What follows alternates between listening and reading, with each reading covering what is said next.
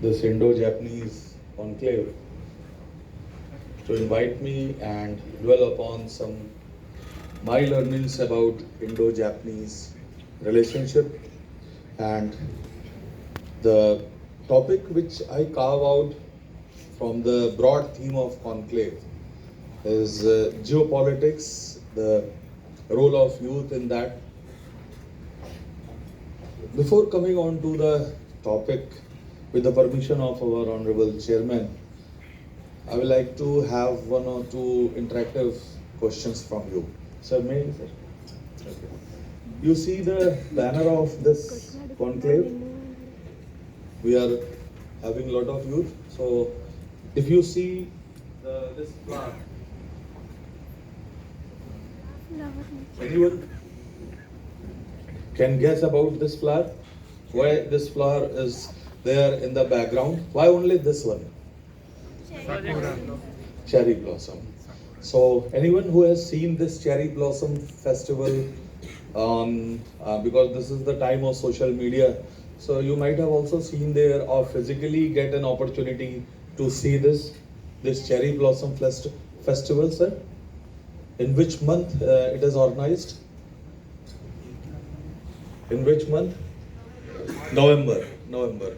So Japan is known for this very humongous festival, this cherry blossom, and we in India we cherish this festival in Japan.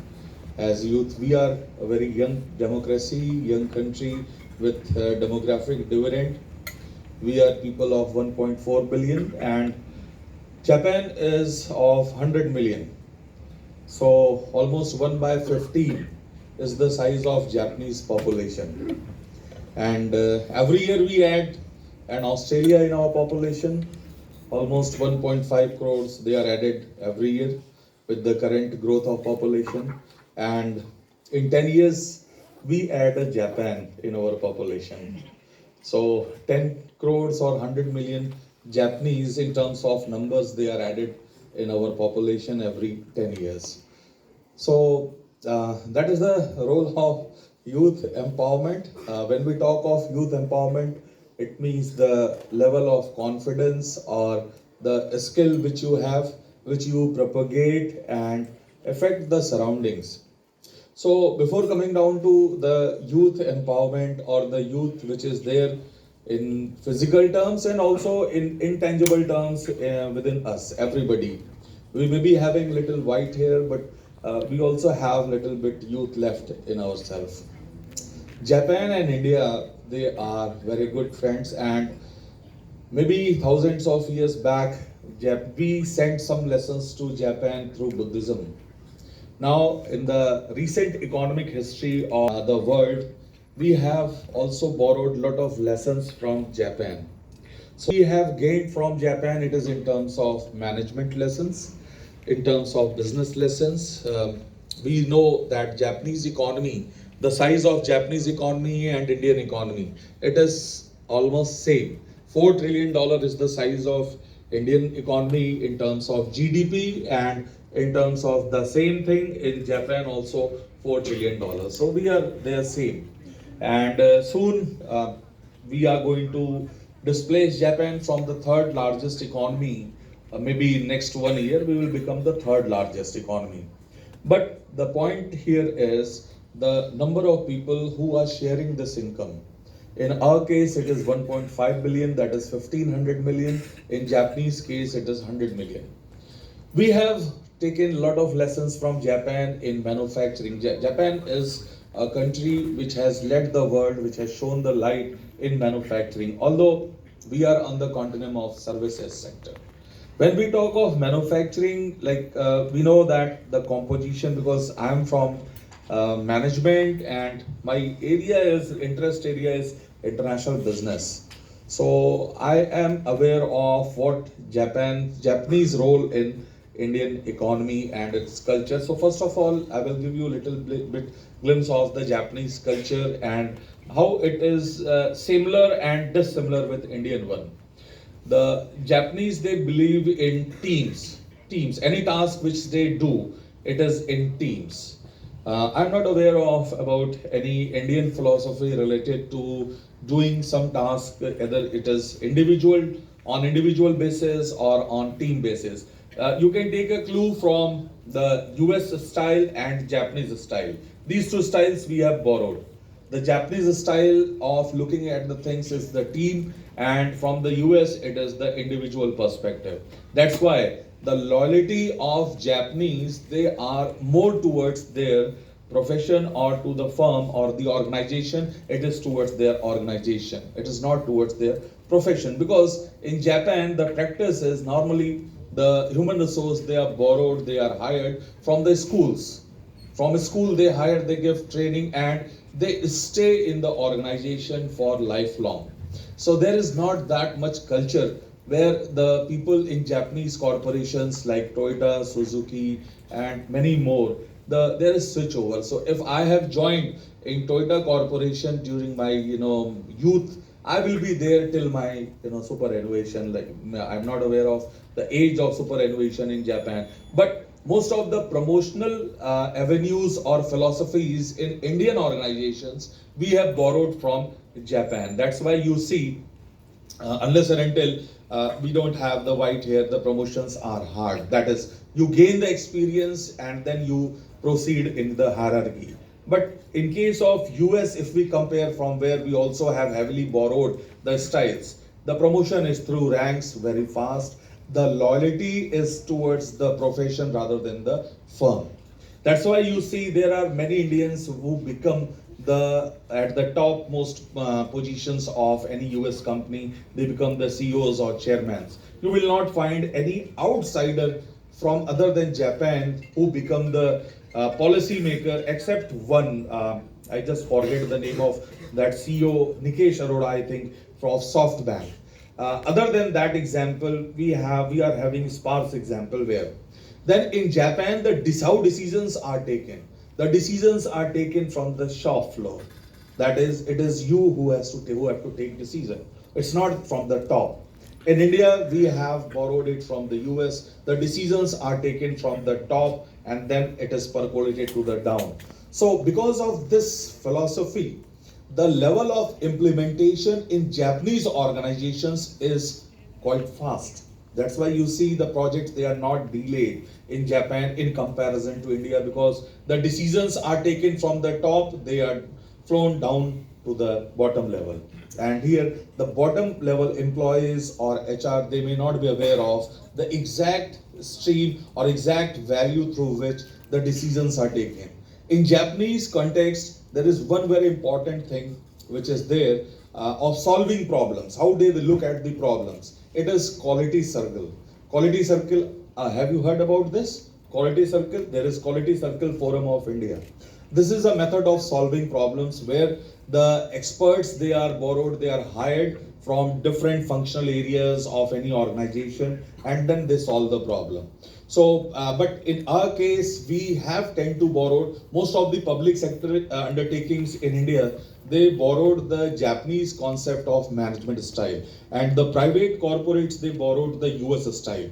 That's why you see the problem solving in public sector undertakings, it is not that immaculate in comparison to the private sector. So these are the few examples which we have taken from Japan. Then if you see one of the biggest companies in the world in automobile, if Japanese collaboration would not have been with India, तो ये मारुति कहाँ से आती? मारुति 800 जो घर घर में आज known है, सबके पास है. Suzuki, which is still for the last 40 years, it has monopolized the market. अभी भी they are having the market share almost 60 to 70%. So they understood the market. They changed their product to suit the Indian climate and conditions. We were not having that much of purchasing power, so they offered a low cost, high fuel efficiency vehicle. So we all are having that vehicle. I think that is also an example where Japanese collaboration has helped us. Then recently 2 bullet trains have been gifted to India, and you will be amazed to know that Japanese, they have given a loan of 1,25,000 crore rupees at zero interest rate loan, zero interest rate. Normally, when we take a loan from any financial institution, we have to repay the interest rate at the rate of 10%, 9, depending on the nature of loan. But can you imagine a country has given you a zero interest rate loan? How the big collaboration or big benefit we are having, isn't it? Do you think so? Zero interest rate loan. But there is a small catch. In Japanese economy, many times they have negative interest rates also. So even if they are giving zero interest rate loan, they are at the advantageous position. So that is one small glimpse. Then I gave example of Toyota Corporation. Toyota Corporation has given the world the best of inventory management techniques. I am not aware how many of you are aware of this inventory. Inventory means the stock which everybody is having in the house or in the companies, which we need to maintain so that the production should go on. There are certain Japanese concepts which are known all over the world with the Japanese names, like Kaizen, Kiritsu. Kaizen is continuous improvement. Total quality management, where we talk of zero defect. All these concepts, they have emerged from Japanese management philosophy, and that has affected the whole world.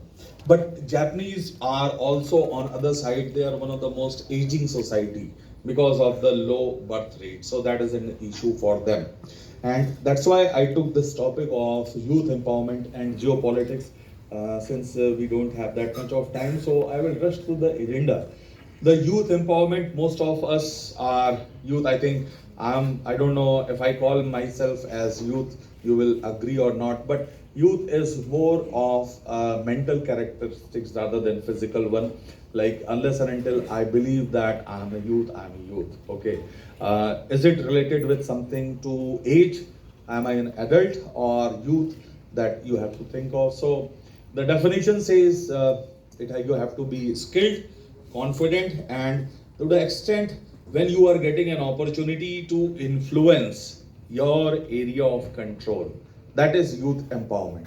That is youth empowerment. What do we mean? That we are able to have an impact on the area of control which we possess.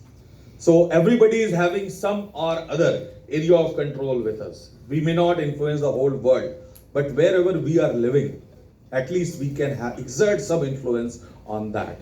So have you influenced anything in your life? Have you helped anyone or anything in positive or negative direction? That you should think it of. When we, like a small example is there, like when we go in the classrooms. In Japan, the normal practice is when they go in the classroom, they also, when they left, they clean it also. And in our case, we wait for someone. We are dependent for some other person to do the job for us. Maybe the reason is we are heavily populated, so it is creating employment. We look for that kind of employment. So that is youth empowerment. So then geopolitics, how we can connect geopolitics with youth empowerment. So it is the youth which is influencing the relationship. Why US is having a good relationship with Japan? Why? The country which has bombed Japan, Hiroshima and Nagasaki, we all have studied. And that is also one of the reasons which has brought so much of change in the world which we are living and seeing. But now you see there is a great relationship, history of relationship between US and Japan. It is not related only to commerce, it is also a defense pact between US and Japan. Maybe Japan is having a good economy and it balances to some extent China. India is not at that level where US can use to balance, counterbalance Chinese might. China is having that, if we compare the Chinese military or Chinese economy with both of India and Japan, it is almost 3 times of the size of combined economic size of Japan and India. So that's why we are part of the Quad. That is the Quad of 4 countries. Australia is there and then US. So geopolitics, Japan and India combined, they have an important role to play. And then importance of youth in global affairs, these youth, they help us to shape the opinion. We are having those who are adult, those who don't have that left with the youth force or energy. You have the energy, we have the experience. We know there are certain historical movements which took place because of the youth empowerment. That's why there are very many apprehensions in governments whether the youth should be empowered or not. Because if youth will get empowered, maybe through voting right is one such instance. But other thing, how the energy of youth can be channelized for the purpose of political change or youth-led initiatives. The rise of social media activism, it is also there. Where youth is omnipresent on social media, so much of time you spend on social media and so much of change you are bringing through your presence on the social media, different social media platforms. Then youth participation in politics.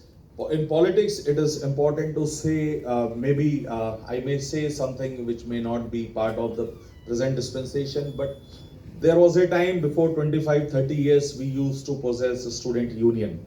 Now, if we don't, a student union we used to call as the nursery of the leaders, where the young leaders, they are immersed. But now that is no more because of certain issues, government policies. This is not there, and you see the shape of politics which is in front of us. In Nepal, what has happened? The opposition to corruption, which is burning the country. Not only Nepal, India is also part of that. But if that is not properly addressed, the youth empowerment in politics, and they are not given the proper voice, then anytime that problem can be there in any part of the world. Then geopolitical factors influencing youth empowerment, it is the economic conditions. The economic stability opportunities significantly influence youth empowerment. Access to job, education, so that is changing little bit in our case in Indian context. And then political stability and cultural influences are also there, because if culture is such that, as I gave example of Japan, where the decisions are taken from the bottom. First, the bottom level employees, they are asked to take decisions. So normally they happen to be youth, and then it is percolated above the pyramid of decision. Then you have seen, you might have also heard about these examples of youth, role of youth in bringing changes like Arab Spring. This happened 15, 16 years back, when certain portion of Arabian countries like in Egypt and Libya, there are many other countries where the youth, they have demonstrated for bringing democracy. The same thing has happened in China in the year 1990, that Tiananmen Square protest, which ultimately the government has suppressed through power, through force. So Arab Spring is one example. Then climate change, sustainability, which has become the buzz of the day. This has happened, this initiative of Fridays of Future, which took place in Sweden, and then it spread throughout the whole of European Union, and which propelled the countries of European Union to consider and put bar on imports from those countries which are creating pollution or not following the green norms. And then Black Lives Matter. So the Black Lives Matter, it is the African movement. So these are all led by the youth. Then the barriers to empowerment, barriers to participation, discrimination and inequality, access to education and resource. So if the youth is not given space in terms of the leadership or expressing their opinion, although we are now living in the digital era, so the youth, they are having the social media presence, they are exerting their opinion there. Whether it is implemented or it is followed, that is matter of question. Then building a supportive framework primarily from mentorship programs, community engagement, education and skill development. Then harnessing digital tools for change, like social media has become that digital literacy. And one of the important factor here is the financial empowerment of the youth. because unless and until the youth is not financially literate and financially empowered, then they cannot bring the change which is required. These are the factors which are important for youth, predictions for youth as global challenges are there. Youth involvement in geopolitics is expected to increase. One example in case of India, I would like to give, you may disagree from me, like in last 2-3 years back, the government of India came in case of army, that is scheme of 4 years employment. Anybody who is knowing the name of that scheme, which Agniveer Yojana. Agniveer Yojana. So Agniveer is, I think that is one such case of youth empowerment, because they are given the necessary skills through small training, and at the age of 22, 23 years they are left, and they can build their career elsewhere as a responsible citizen. So that is one such a scheme, and those kinds of schemes should be there. If you want to do business, there are so many schemes like Stand Up India, Skill India. So skill enhancement is empowerment. So important. Then emerging global issues such as climate change, social justice, technological advancement are also important, and the role of international organizations like NGOs and collaboration with different governments, it is also of utmost importance. So these are the summary of key points related to the youth empowerment. It highlighted the importance of youth in geopolitics, and then the call of action for stakeholders from the angle of NGOs, education institutions. We are doing our job. We give that platform. This conclave is such that illustrative example. Then vision for empowered youth in geopolitics. So it is important that strategic intent should be clear.